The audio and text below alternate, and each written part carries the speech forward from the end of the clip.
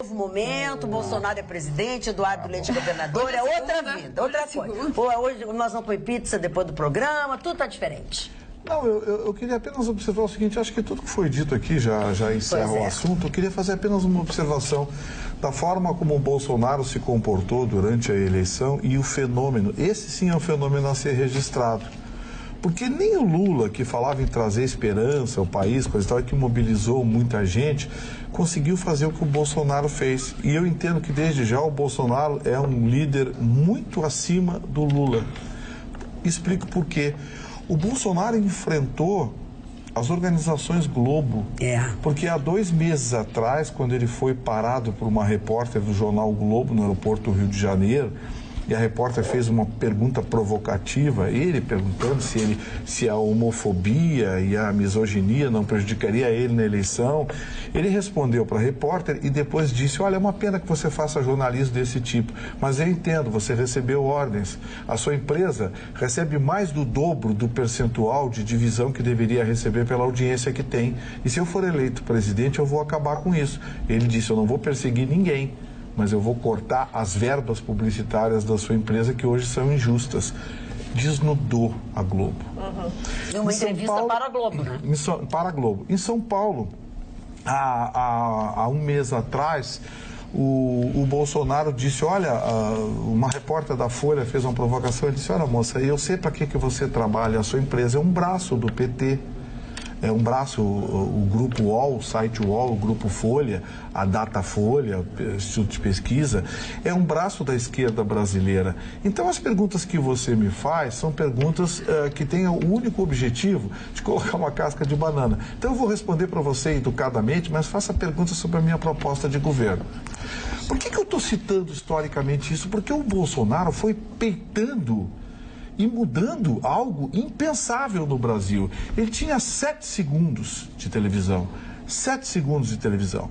Ele peitou 2 dos maiores grupos de comunicação do país, dizendo em alto e bom som, olha, não é assim como vocês pensam.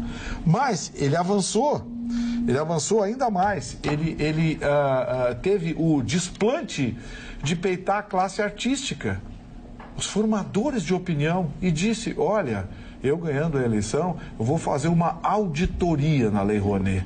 Eu vou saber quem é que está levando alguma coisa nisso. E aí a classe artística se arrepiou. Porque tem muita gente que era ele não vai olhar a Lei Rouanet, porque vai sobrar para muita gente.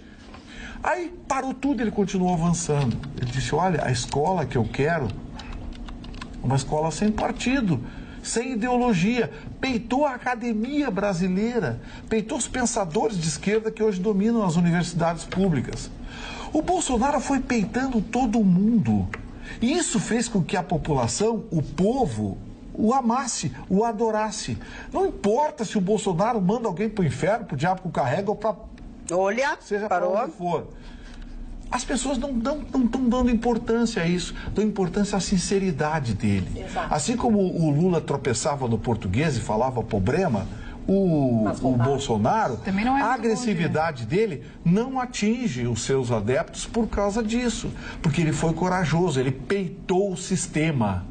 Ele peitou a tudo e a todos. O partido dele fez uma coligação com outro nanico lá, em alguns estados.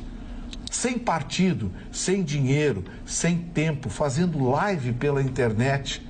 O cara foi eleito de forma acachapante ontem.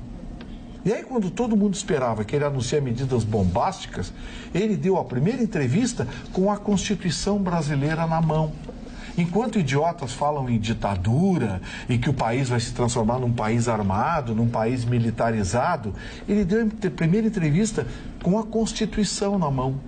Hoje, a primeira ligação que ele fez foi para o presidente do STF, o ministro Toffoli, dizendo para o ministro Toffoli de que a Constituição brasileira será sempre cumprida e a justiça será importante.